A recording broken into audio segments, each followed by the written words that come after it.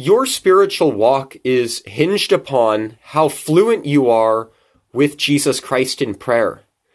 You cannot hear from the Holy Spirit and get his messages and follow him in purity if you're not having a fluid prayer life. Many Christians pray, but they don't hear back from God. They treat prayer as if it's a ritual. They think that you just pray in church, or you just pray when you're around the dinner table or something like that.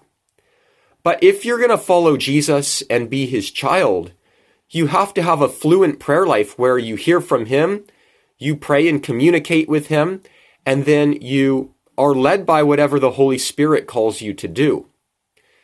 Some Christians over-spiritualize prayer.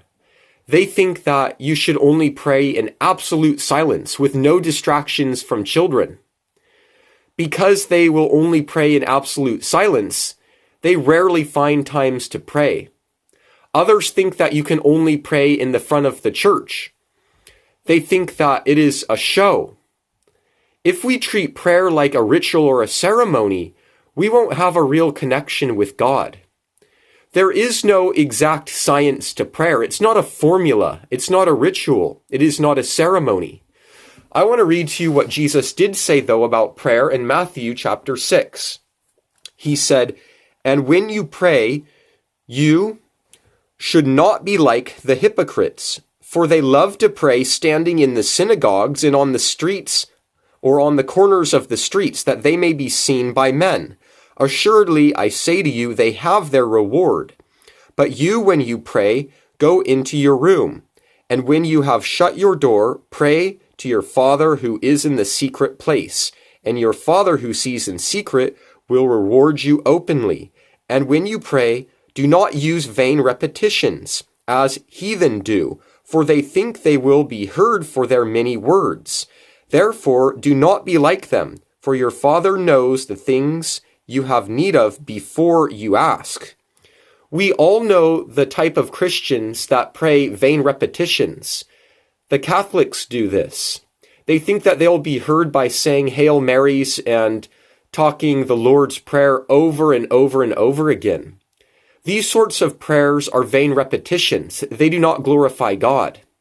It also is not pleasing to Jesus just to try to find a good church where we can go down to the altar and pray. There is nothing holy about a church.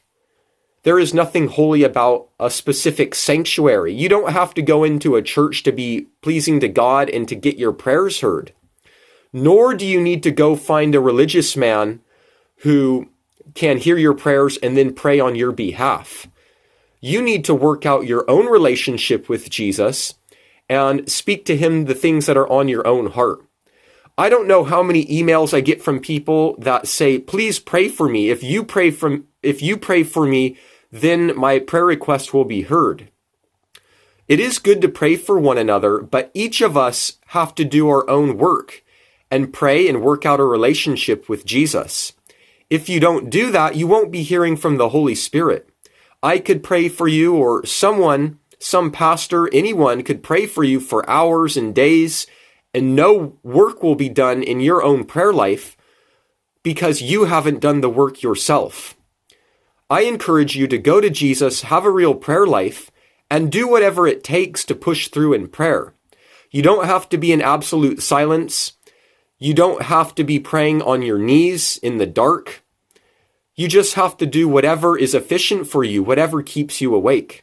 It is good to pray in private, and it is good to pray in a place that is quiet. But by all means, pray however works for you.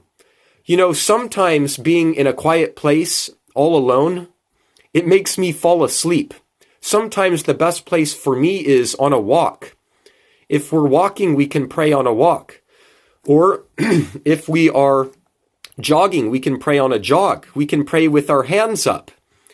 Whatever keeps us awake and keeps us connected to Jesus. But by all means, don't treat prayer as a ritual or as a ceremony or as just words that you repeat over and over again. These are just vain repetitions that people do that are becoming lukewarm and that are just connected to dead religion. Really follow Jesus, be hearing from him when you pray, and do whatever works for you. Again, it's not a formula to follow. It's a relationship with Jesus.